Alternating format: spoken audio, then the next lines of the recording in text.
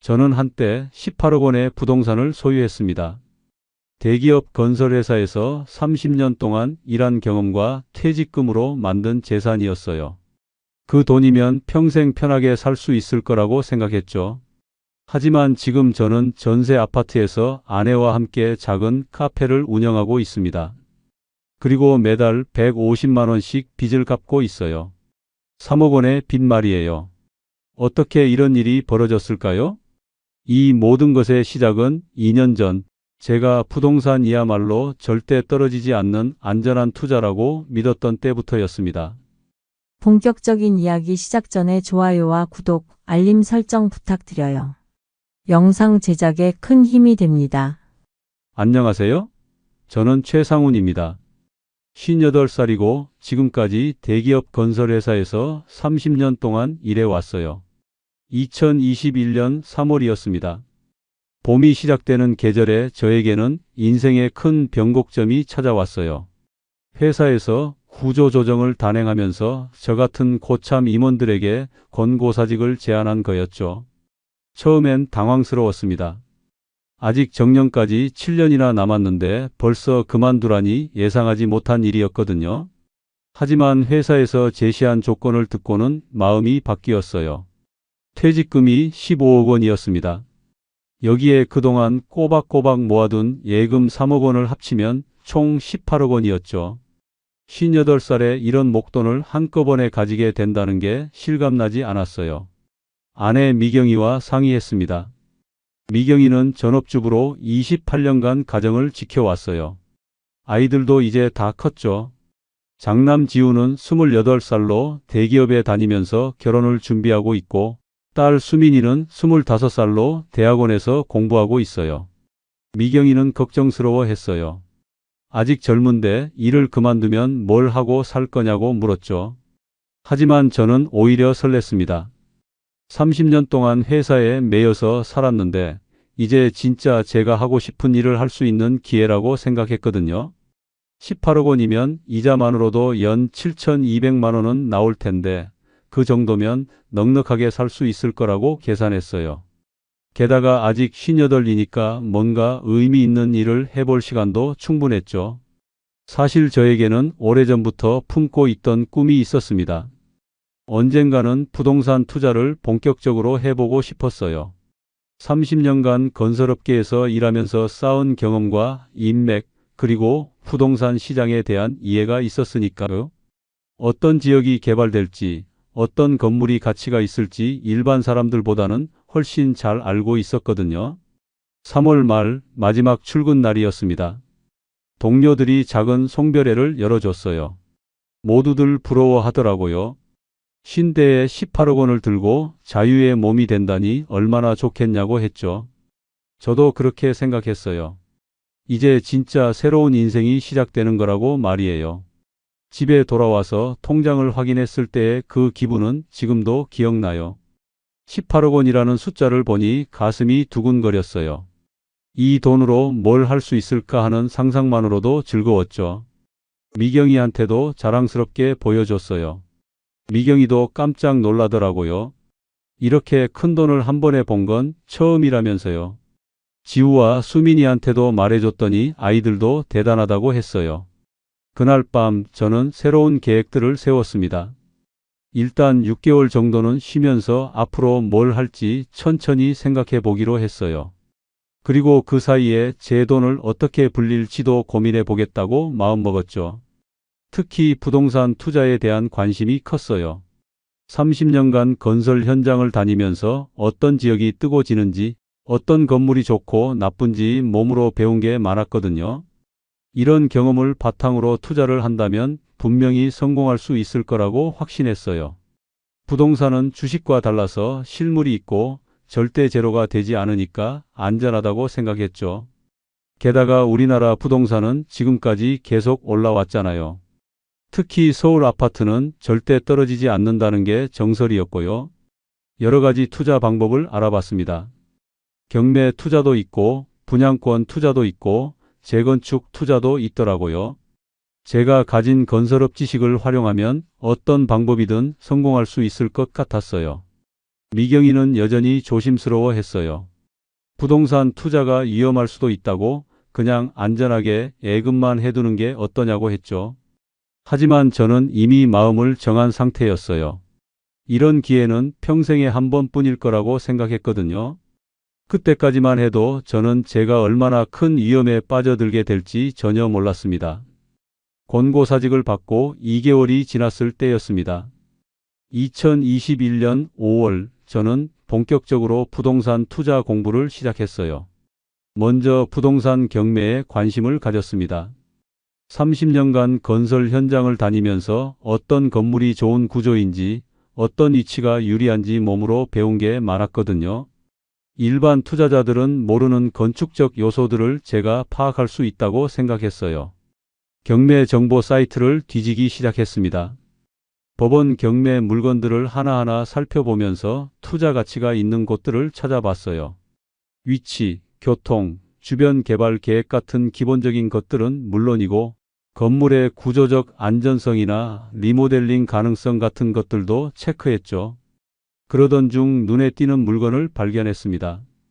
강남구 대치동에 있는 20년 된 아파트였어요. 감정가가 7억 원인데 최저 입찰가가 5억 원이었죠. 일반 사람들이 보기에는 별로 매력적이지 않아 보였을 거예요. 너무 오래된 건물이고 내부도 낡았거든요.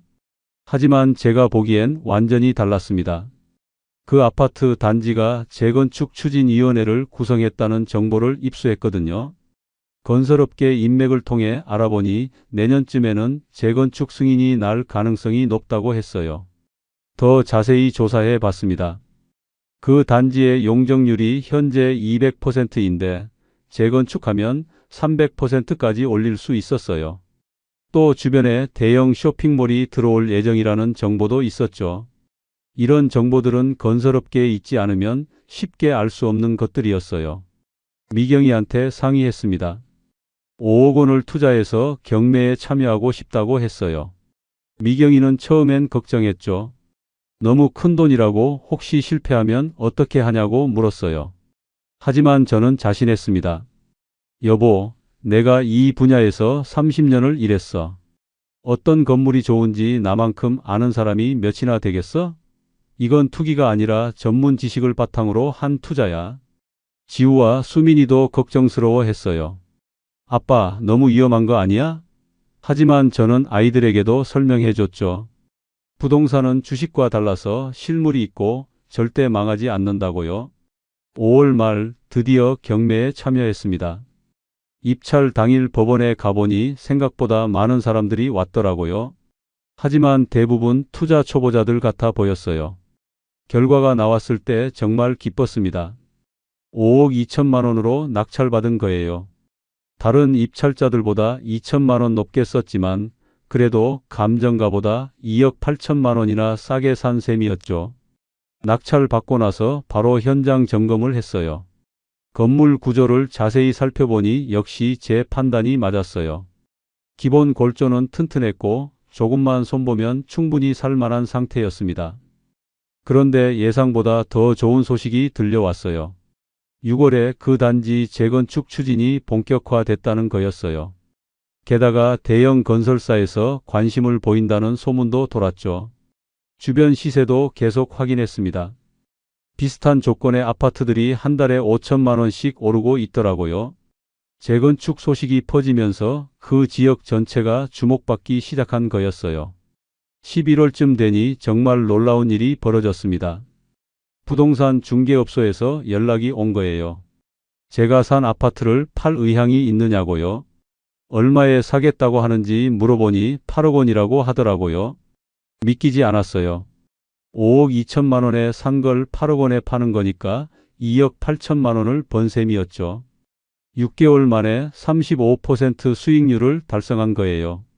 더 기다리면 더 오를 수도 있었지만 첫 투자니까 안전하게 매도하기로 결정했어요.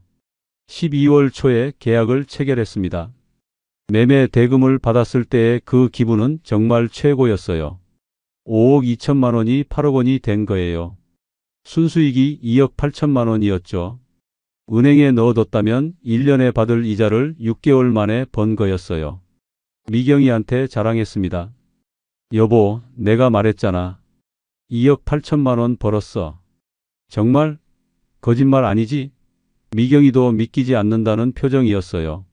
지우와 수민이도 깜짝 놀라더라고요. 아빠 대단해요. 역시 전문가는 달라요. 아이들의 존경하는 눈빛을 받으니 뿌듯했어요. 그때부터 주변에서 부동산 투자에 대해 물어보는 사람들이 생겼어요. 회사 후배들, 동네 이웃들, 심지어 미경이 친구들까지도요. 저는 자신 있게 조언해줬죠. 부동산은 입지가 전부다. 재건축이나 재개발 정보를 미리 파악하는 게 중요하다고요.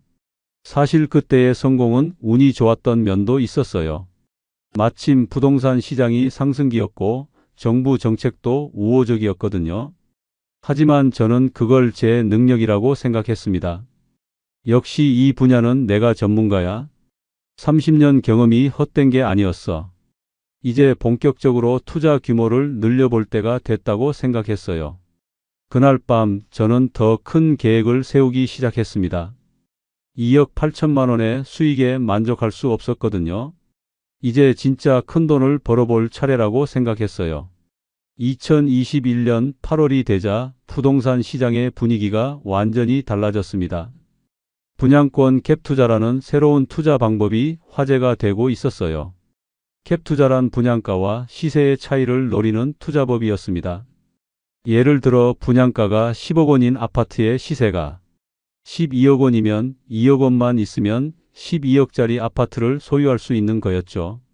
나머지 10억 원은 은행에서 대출받으면 되니까요. 처음 갭 투자에 대해 들었을 때는 반신반의했어요. 그런데 부동산 카페나 유튜브를 보니 정말 많은 사람들이 갭 투자로 큰 돈을 벌고 있더라고요. 심지어 20대 젊은 사람들도 갭 투자로 몇 채씩 소유하고 있었어요. 더 자세히 알아봤습니다. 강남 일대 신축 아파트들이 분양가 대비 시세가 2, 3억 원씩 높게 형성되어 있었어요. 그러면 2, 3억 원만 있으면 10억 원 넘는 아파트를 가질 수 있는 거였죠. 특히 제가 주목한 건 서초구 반포동 신축 단지였습니다. 분양가 12억 원에 현재 시세가 15억 원이었어요.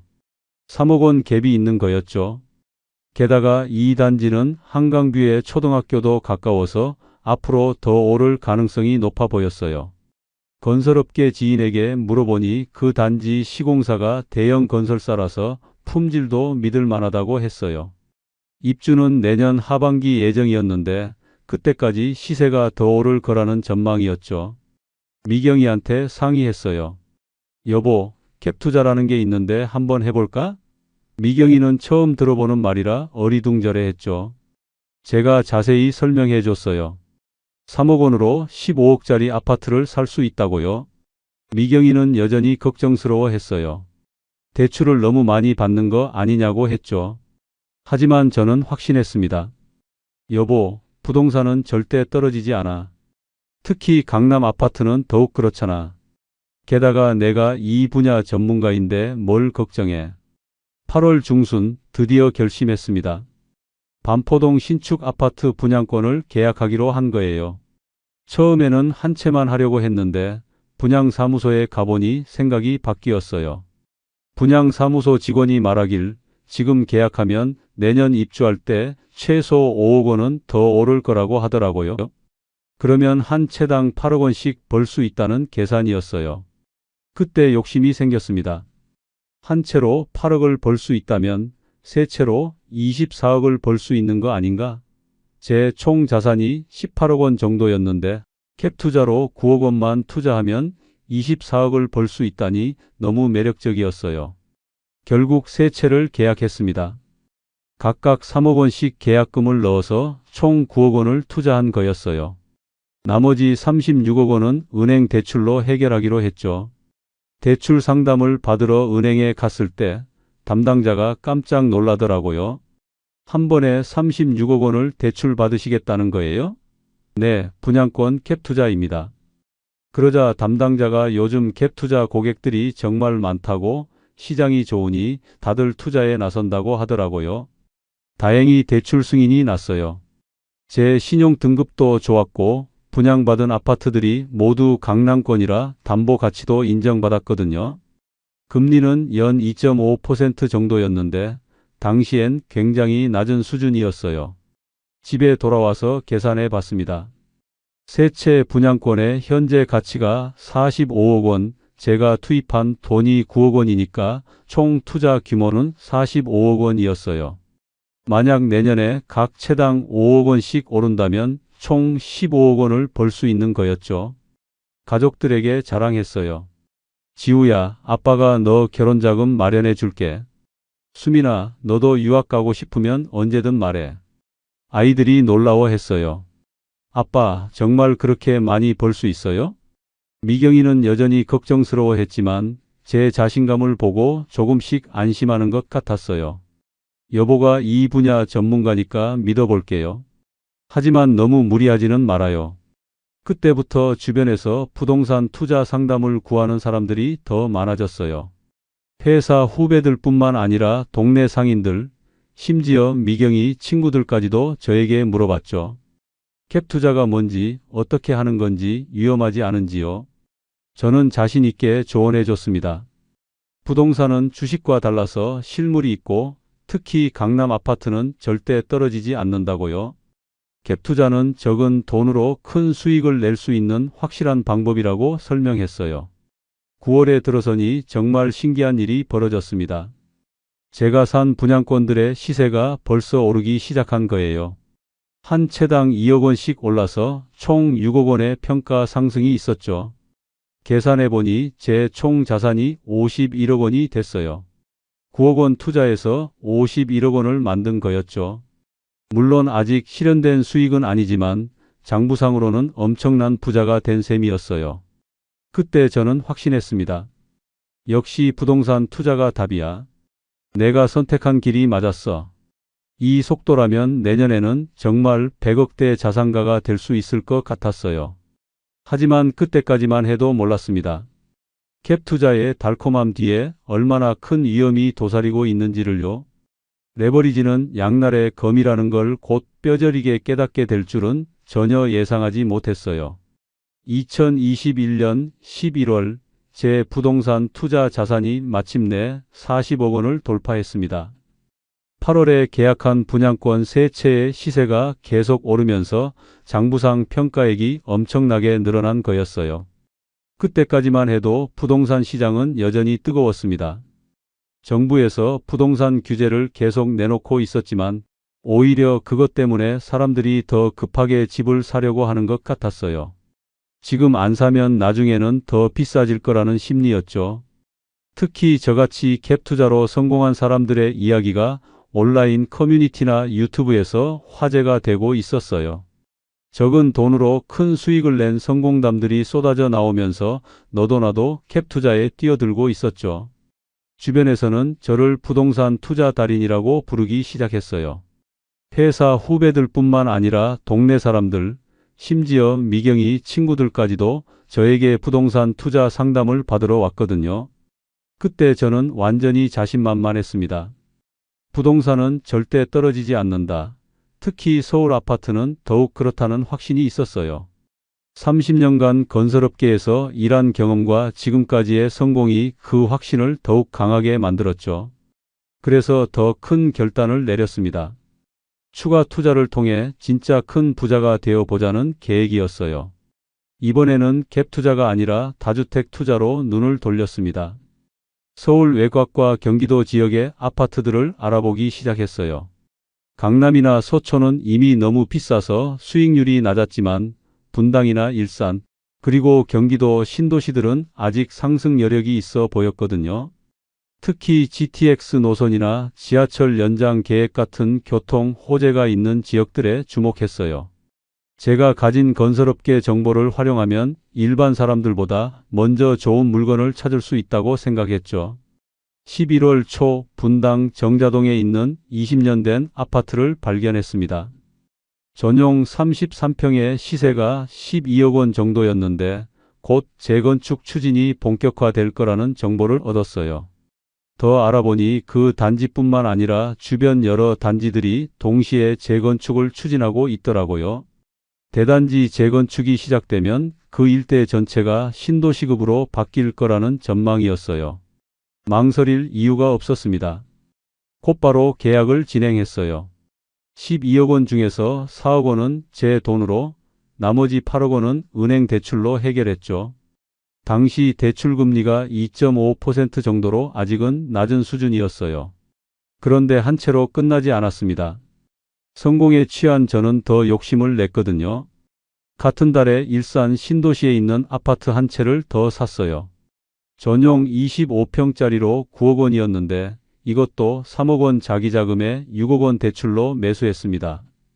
연말이 되자 제 부동산 포트폴리오는 정말 화려해졌어요.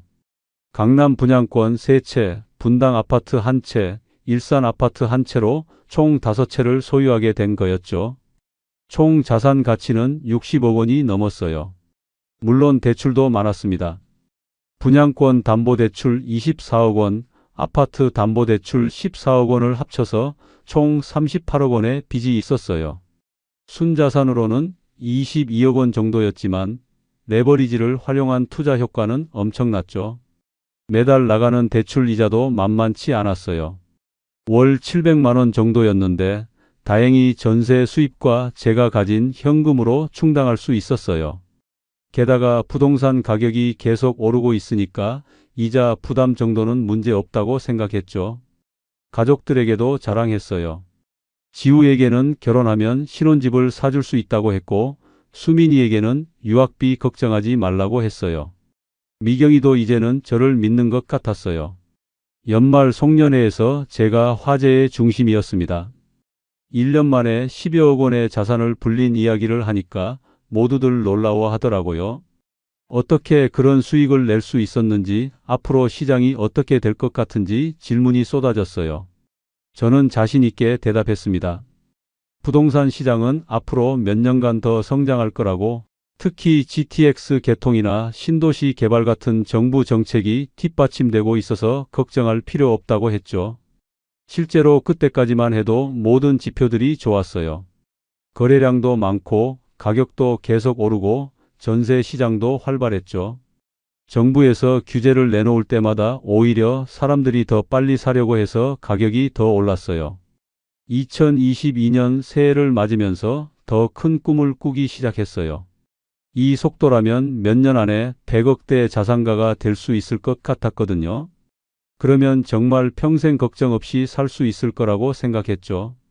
하지만 그때까지만 해도 몰랐습니다. 부동산 시장에도 사이클이 있고 레버리지는 양날의 검이라는 걸요. 곧 찾아올 폭풍우를 전혀 예상하지 못하고 있었어요. 2022년 2월 처음으로 부동산 시장에 불안한 신호들이 나타나기 시작했습니다. 그 전까지는 모든 게 순풍이었는데 갑자기 여러 가지 변화들이 동시에 일어난 거예요. 가장 큰 충격은 정부의 부동산 규제 강화였습니다. 다주택자에 대한 양도소득세가 대폭 인상됐고 종합부동산세도 크게 올랐어요. 특히 3주택 이상 보유자는 세금 부담이 몇 배로 늘어났죠. 저도 직접적인 타격을 받았습니다. 5채를 보유하고 있으니까 세무사에게 계산해달라고 했더니 연간 세금이 2천만 원 넘게 나온다는 거예요. 작년까지는 몇백만 원이었는데 갑자기 10배 가까이 뛴 거였죠. 더 큰 문제는 대출 규제였어요. DSR 총 부채 원리금 상환 비율 규제가 강화되면서 추가 대출이 거의 불가능해졌습니다. 게다가 다주택자에 대한 대출 자체를 제한하기 시작했어요. 그런데 정말 치명적인 것은 금리 인상이었습니다. 한국은행이 기준금리를 올리기 시작한 거예요. 작년까지 0.75%였던 기준금리가 1%로 올랐고 앞으로 더 오를 거라는 전망이 나왔죠. 제가 받은 대출들이 모두 변동금리였기 때문에 바로 영향을 받았어요. 월 700만 원이었던 이자 부담이 850만 원으로 늘어났습니다. 한 달에 150만 원씩 더 내야 하는 상황이 된 거였죠. 처음에는 일시적인 조정이라고 생각했어요. 정부가 너무 과열된 시장을 진정시키려고 하는 거고 조금 지나면 다시 예전처럼 될 거라고 봤거든요. 부동산은 장기적으로 보면 절대 떨어지지 않는다는 믿음이 있었어요. 하지만 시장 분위기가 확연히 달라지기 시작했습니다. 거래량이 급격히 줄어들었어요. 작년까지는 매물이 나오면 금방 팔렸는데 이제는 몇 달씩 나가지 않는 물건들이 생겼죠. 특히 분양권 시장이 큰 타격을 받았어요. 전매 제한이 강화되면서 분양권을 팔고 싶어도 팔 수 없는 상황이 됐거든요. 제가 가진 강남 분양권 3채도 당분간은 처분이 불가능해졌어요. 더 심각한 문제가 생겼습니다. 전세 시장이 흔들리기 시작한 거예요. 전세금 상한제와 계약 갱신 청구권 때문에 집주인들이 전세를 기피하기 시작했어요.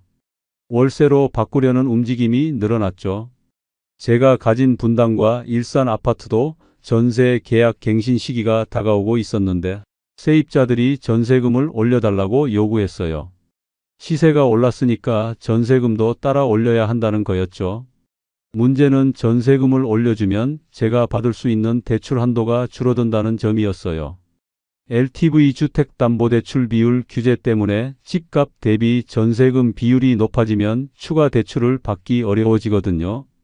미경이가 처음으로 심각한 우려를 표현했습니다. 여보, 이제 위험한 것 같아요. 세금도 많이 나가고 이자도 올라가는데 괜찮을까요? 하지만 저는 여전히 낙관적이었어요. 부동산은 기본적으로 우상향하니까 조금만 기다리면 된다고 생각했죠. 그런데 3월에 들어서면서 더 충격적인 소식이 들려왔습니다. 러시아가 우크라이나를 침공한 거예요. 전쟁이 시작되면서 국제 유가가 급등하고 인플레이션 우려가 커졌죠. 이것은 부동산 시장에도 직접적인 영향을 미쳤어요. 건설 자재값이 폭등하면서 신규 분양 가격이 크게 올랐고 기존 분양권의 가치도 불안정해졌거든요. 더 나쁜 소식은 금리가 더 오를 거라는 전망이었어요. 인플레이션을 잡기 위해서는 금리를 더 적극적으로 올려야 한다는 목소리가 커졌거든요. 제 투자 수익률도 처음으로 마이너스를 기록했습니다. 분양권들의 시세가 제자리 걸음을 하고 있는 상황에서 대출 이자와 세금만 계속 나가니까 실질적으로는 손실이 발생한 거였어요. 4월 말 계산해 보니까 월 현금 유출이 1,000만 원을 넘어섰어요. 대출 이자 900만 원, 각종 세금과 관리비 100만 원을 합치면 매달 1,000만 원씩 나가는 상황이었죠. 그때까지 모아둔 현금이 3억 원 정도 있었는데 이 속도라면 2년 반 정도밖에 버틸 수 없다는 계산이 나왔어요. 그 전에 부동산 시장이 회복되거나 물건을 처분해야 하는 상황이었죠. 하지만 여전히 처분할 생각은 없었어요. 지금 팔면 손실이 확정되는 거고 부동산은 장기적으로 보면 반드시 오르게 되어 있다고 믿었거든요. 조금만 더 버티면 다시 좋아질 거라고 생각했어요. 주변 사람들의 시선도 달라지기 시작했습니다. 작년까지는 부러워하던 사람들이 이제는 걱정스러운 눈빛으로 바라봤어요. 괜찮냐고, 너무 무리한 것 아니냐고 물어보는 사람들이 늘어났죠. 그래도 저는 자신했습니다. 30년간 부동산 시장을 지켜본 경험으로 봤을 때 이런 조정은 일시적일 뿐이라고 확신했어요. 곧 시장이 회복되면 지금의 어려움은 모두 보상받을 거라고 믿었죠. 하지만 현실은 제 예상보다 훨씬 더 가혹했습니다. 2022년 6월 제가 평생 경험해보지 못한 최악의 위기가 찾아왔습니다. 깡통전세라는 단어를 처음 들었을 때는 설마 했는데 제가 직접 그 당사자가 될 줄은 꿈에도 몰랐어요. 한국은행이 기준금리를 또다시 올렸습니다. 1%에서 1.75%로 인상한 거였어요. 불과 1년 사이에 금리가 3배 이상 뛴 셈이었죠. 시장에서는 앞으로도 계속 오를 거라는 전망이 나오고 있었어요. 제 대출 이자가 월 1,200만 원까지 올랐습니다. 작년에 700만 원이었던 게 거의 2배가 된 거였어요. 거기에 각종 세금까지 합치면 매달 1,300만 원씩 나가는 상황이 됐죠. 더 큰 충격은 부동산 가격이 본격적으로 떨어지기 시작한 거였어요.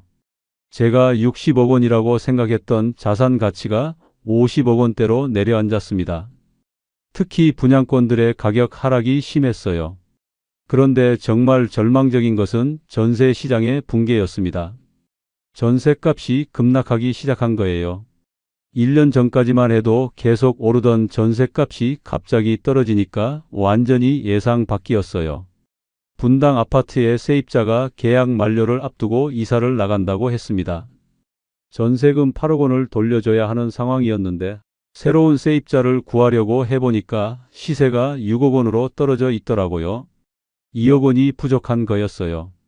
새 세입자를 구한다고 해도 6억 원밖에 받을 수 없는데 나가는 세입자한테는 8억 원을 줘야 하는 상황이었죠. 제가 2억 원을 현금으로 보태야 했어요.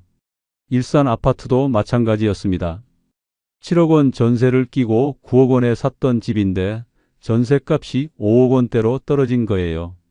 세입자가 나가면 2억 원 가까이 현금을 보태야 하는 상황이었죠. 이게 바로 깡통 전세였어요. 집값은 떨어지고 전세값은 더 많이 떨어져서 전세금을 돌려줄 돈이 없는 상황 말이에요. 언론에서 말하던 그 깡통 전세가 제게도 현실이 된 거였어요. 그런데 더 큰 문제가 있었습니다. 제가 가진 현금이 거의 바닥났다는 거예요. 지난 몇 달간 대출 이자와 세금을 내느라 3억 원이었던 현금이 5천만 원까지 줄어 있었거든요. 전세금 갭을 메우려면 최소 3억 원이 필요한데 제가 가진 돈으로는 턱없이 부족했어요. 그렇다고 대출을 더 받을 수도 없었죠. 다주택자에 대한 대출 규제가 강화된 상황이었거든요. 미경이와 심각한 대화를 나눴습니다. 여보, 이제 정말 위험해요. 집을 몇 채 팔아야 할 것 같아요. 하지만 저는 아직도 포기할 수 없었어요. 지금 팔면 엄청난 손실인데 조금만 더 버티면 시장이 회복될 거라고 생각했거든요.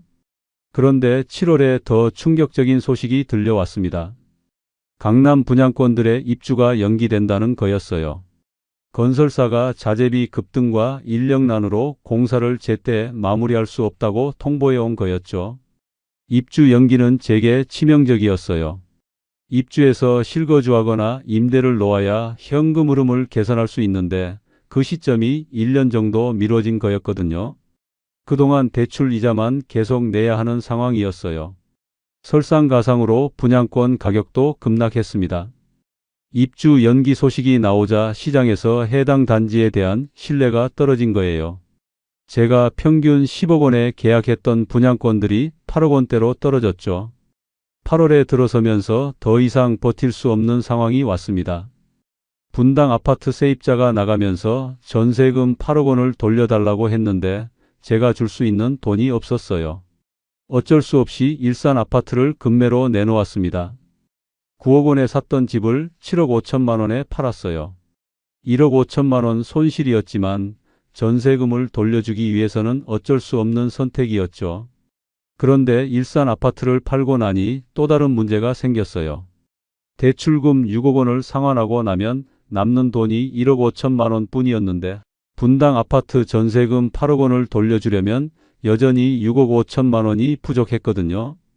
결국 분당 아파트도 팔 수밖에 없었어요. 12억 원에 샀던 집을 10억 원에 급매로 내놓았죠. 다행히 한 달 만에 팔렸지만 2억 원 손실이었고 각종 세금까지 내고 나니 실제로 받은 돈은 7억 원 정도였어요. 8억 원 대출을 갚고 나면 겨우 전세금을 돌려줄 수 있는 상황이었어요.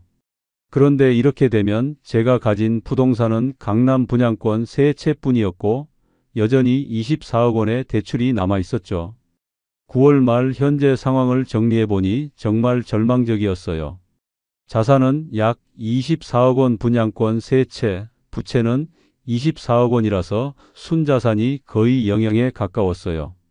1년 전 20억 원이었던 순자산이 완전히 날아간 거였죠. 더 큰 문제는 현금 흐름이었어요. 분양권에서는 임대 수입이 없는데 대출 이자는 매달 1,000만 원씩 나가야 했어요. 제가 가진 현금도 거의 없었고요. 그때 처음으로 깨달았습니다. 부동산이 절대 떨어지지 않는다는 건 신화였다는 걸요. 레버리지 투자의 위험성도 뼈저리게 느꼈어요. 오를 때는 큰 수익을 주지만 떨어질 때는 모든 걸 앗아가는 양날의 검이었던 거예요. 미경이가 울면서 말했어요. 여보, 이제 어떻게 해요? 아이들한테는 어떻게 말할 거예요? 저도 더 이상 희망적인 말을 할 수 없었어요. 정말로 막다른 길에 몰린 상황이었거든요. 2022년 10월 더 이상 버틸 수 없는 상황이 왔습니다. 한국은행이 기준금리를 3%까지 올리면서 제 대출 이자가 월 1,500만 원을 넘어섰어요. 1년 전 700만 원이었던 게 2배 이상 뛴 거였죠. 남은 건 강남 분양권 3채뿐이었는데 이것들마저 위기에 몰렸어요. 건설사에서 추가 공사비를 요구하고 나선 거였어요. 자재비와 인건비가 폭등해서 기존 계약 조건으로는 공사를 완료할 수 없다는 거였죠. 계약자당 평균 5천만 원씩 추가 부담금을 내라고 통보해 왔어요.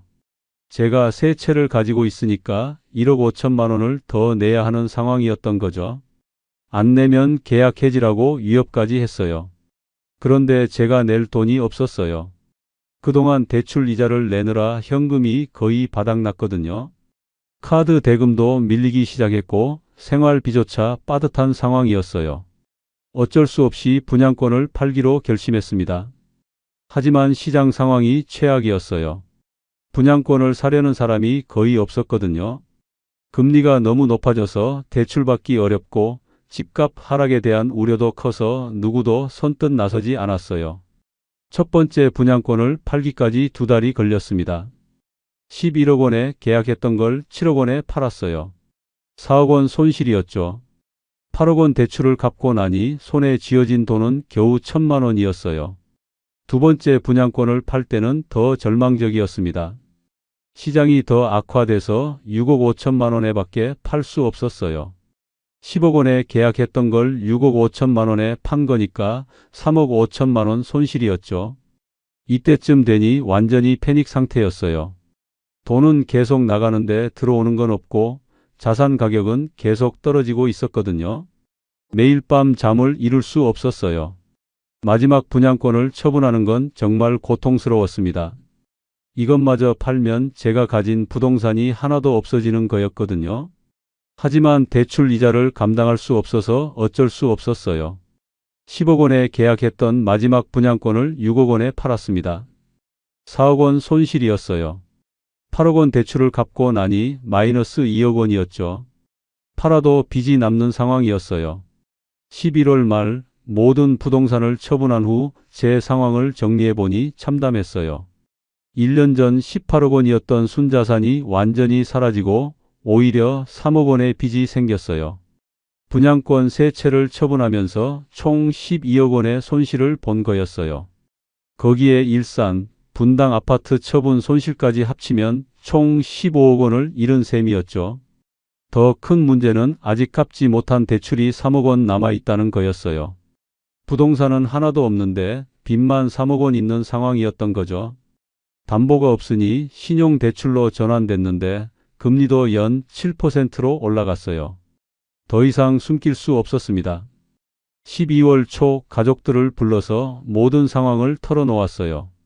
거실에 미경이와 지우, 수민이를 앉혀놓고 제가 현재 처지를 설명했죠. 18억 원이었던 자산이 모두 사라지고 3억 원의 빚만 남았다고 했습니다. 집도 팔아야 할 수 있다고 털어놓았어요.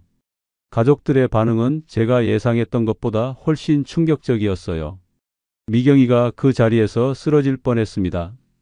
지우는 주먹으로 벽을 치면서 소리쳤어요. 아버지가 우리 가족을 망쳤다고 어떻게 이럴 수 있냐고 울부짖었죠. 수민이는 조용히 울면서 물었어요. 아빠, 우리 이제 어떻게 살아요?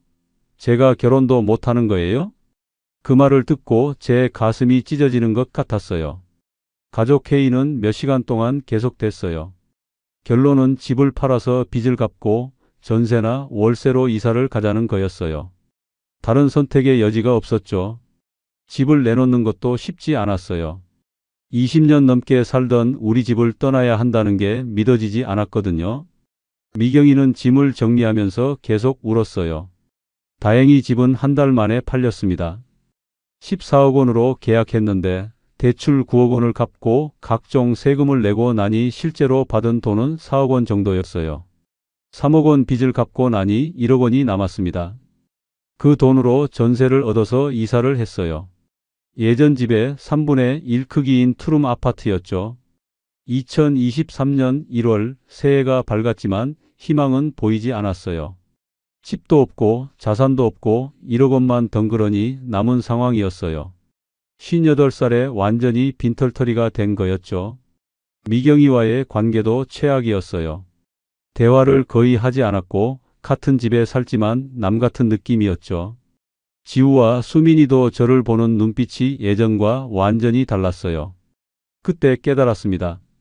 제가 돈만 잃은 게 아니라 가장 소중한 것들을 모두 잃었다는 걸요. 가족의 신뢰, 존경, 그리고 미래에 대한 희망까지 모든 걸 잃어버린 거였어요. 하지만 그래도 살아야 했어요. 가족을 위해서라도 다시 일어나야 한다고 생각했죠. 비록 늦었지만 새로운 시작을 해보기로 마음먹었어요. 2023년 8월 그 끔찍했던 날로부터 8개월이 지났습니다. 지금 저는 작은 카페에서 이 글을 쓰고 있어요. 제가 아내와 함께 운영하는 카페 말이에요. 완전히 바닥에 떨어진 후 몇 달간은 정말 지옥 같았습니다. 매일 아침에 일어나는 것조차 힘들었어요. 58년 인생에서 가장 절망적인 시간들이었죠. 하지만 그 절망 속에서도 포기할 수 없었던 이유가 있었어요. 바로 가족이었습니다. 미경이와 아이들을 더 이상 힘들게 할 수는 없었거든요. 3월경부터 취업 활동을 시작했어요. 58살에 새 직장을 구한다는 게 쉬운 일은 아니었지만 어떻게든 돈을 벌어야 했거든요. 30년간 쌓은 건설업계 경험을 살려서 중소건설회사에 지원했어요. 다행히 한 회사에서 현장 소장 자리를 제안해 왔습니다. 월급은 300만 원으로 예전에 비하면 많이 적었지만 그래도 감사했어요. 정말 오랜만에 받는 정기 수입이었거든요. 일을 시작하면서 조금씩 변화가 생기기 시작했어요. 규칙적인 생활을 하게 되면서 심리적으로도 안정을 찾아갔고 동료들과 일하면서 사회적 관계도 회복할 수 있었어요. 그런데 가장 큰 변화는 미경이에게서 나타났습니다. 처음엔 저를 원망하고 말도 하지 않았던 미경이가 5월쯤부터 조금씩 마음을 열기 시작한 거예요. 어느 날 저녁 미경이가 조심스럽게 말을 꺼냈어요. 여보, 우리 뭔가 해볼까요? 그냥 이렇게만 살기엔 너무 아깝잖아요. 제가 깜짝 놀랐죠. 그동안 말도 제대로 안 하던 미경이가 처음으로 건설적인 제안을 한 거였어요. 미경이의 아이디어는 작은 카페를 해보자는 거였어요. 28년 동안 전업주부로 지내면서 요리와 베이킹에 취미를 가지고 있었거든요. 제가 건설 쪽 일을 하니까 인테리어나 리모델링은 직접 할 수 있고요. 처음에는 돈이 문제였어요. 남은 1억 원 중에서 전세 보증금 7천만 원을 빼면 3천만 원밖에 없었거든요. 카페를 차리기에는 턱없이 부족한 금액이었죠. 하지만 방법이 있었어요. 정부에서 지원하는 소상공인 창업자금을 알아보니까 저희 같은 경우에도 2천만 원 정도는 저금리로 대출받을 수 있다는 거였어요. 6월부터 본격적인 준비에 들어갔습니다. 미경이는 바리스타 자격증을 따고 베이킹 수업을 들으며 실력을 키워 나갔어요. 저는 퇴근 후와 주말을 이용해서 임대할 공간을 찾아다녔고요. 마침내 좋은 자리를 발견했습니다. 주택가 골목 모퉁이에 있는 작은 상가였는데 권리금 없이 월세 100만 원의 임대가 가능했어요. 크기는 10평 정도로 작았지만 아늑한 분위기를 만들기에는 딱 좋았어요. 7월 한 달 동안 미경이와 함께 카페 인테리어를 했습니다. 제가 직접 목공 작업을 하고 미경이가 소품을 고르고 배치했어요. 돈이 많지 않아서 대부분 직접 만들고 중고로 구했지만 오히려 그래서 더 정감 있는 공간이 됐어요. 8월 초 드디어 카페를 오픈했습니다. 새로운 시작이라는 의미로 뉴비기닝이라고 이름을 지었어요. 작은 카페였지만 저희에게는 새로운 희망의 시작이었거든요. 처음 며칠은 손님이 거의 없어서 걱정했는데 미경이가 만든 수제 케이크와 쿠키가 입소문을 타기 시작했어요. 동네 주민들이 하나둘씩 찾아오기 시작했고 단골 손님들도 생겼죠. 무엇보다 좋았던 건 미경이와의 관계가 완전히 달라진 거였어요. 함께 일하면서 대화도 많아지고 서로를 이해하게 됐어요. 힘든 시간을 겪으면서 오히려 더 단단해진 느낌이었죠. 지우와 수민이도 조금씩 변화를 보였어요. 처음엔 저를 원망했지만 제가 열심히 일하는 모습을 보면서 점차 마음을 열어주기 시작했어요. 주말에는 카페 일을 도와주기도 했고요. 카페 운영이 안정되면서 경제적으로도 여유가 생기기 시작했어요. 제 월급 300만 원과 카페 수익 200만 원을 합치면 월 500만 원 정도의 수입이 생겼거든요. 물론 예전에 비하면 많이 줄어든 수입이었지만 빚 없이 살 수 있다는 것만으로도 감사했어요. 무엇보다 가족과 함께하는 시간이 늘어나면서 진정한 행복이 뭔지 알게 됐거든요. 지금도 가끔 예전 생각이 납니다. 18억 원이 있었던 때, 여러 채 부동산을 소유했던 때 말이에요. 하지만 후회하지는 않아요. 그 경험이 있었기 때문에 지금의 소중함을 깨달을 수 있었거든요. 요즘 카페에 오는 손님들 중에 부동산 투자 이야기를 하는 분들이 있어요. 캡 투자가 어떻다, 어떤 지역이 유망하다, 이런 얘기들을 들으면 예전에 제가 생각나죠. 그럴 때마다 조용히 말해주곤 해요. 투자도 좋지만 가족이 더 중요하다고, 집 한 채 있으면 그걸로 충분하다고요. 물론 모든 분들이 제 말을 듣지는 않지만 적어도 한 사람이라도 제 실수를 반복하지 않았으면 하는 마음이에요. 미경이가 카페에서 저를 부릅니다. 손님이 많이 왔는데 도와달라고 하네요.